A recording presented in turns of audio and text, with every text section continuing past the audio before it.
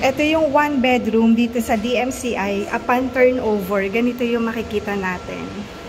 Ayan, pagpasok pa lang sa main door, andito na yung kitchen.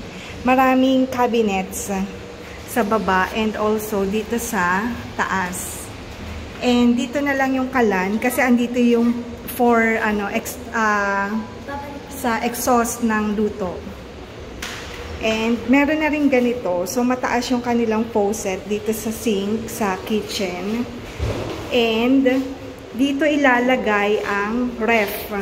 Ayan, yung ref dyan. After ng ref, dito naman yung provision ng washing machine. Kasi naka-wall mount ang design ng kanilang provision sa washing machine. Dito yung water, doon yung pang drain kapag nagdi-drain tayo sa washing. At ito yung saksakan. Ito yung saksakan sa ref. Ito yung para sa washing machine. So, ayan. Katabi na dito ang medyo maliit na space for dining and the living area. So, ito yung main door. Pagkapasok, kitchen, tapos ang kanilang bathroom. Check natin yung bathroom. Ayan yung bathroom. Pagka-open, upon turnover, meron na ring cabinet with mirror. Also, yan yung kanilang lababo. Ito yung lavatory. Meron na lagyan ng tissue. And dito sa side na to yung shower area. Ayan.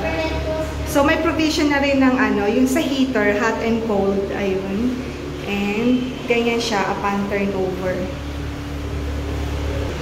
Labas tayo. So, medyo maliit lang talaga. Iba-budget yung space para sa dining and living area. And then, meron na ditong provision ng, hindi provision, meron na siyang sliding door na papunta sa balcony. Pero yung balcony, naka-connect siya dito sa bedroom. One bedroom unit kasi to. So, automatic na meron ng sliding door. So, ayan yung mga bata. And then, andun yung another sliding door papunta sa balcony. At ang view nila is dun sa kabilang side. Hindi siya sa amenities.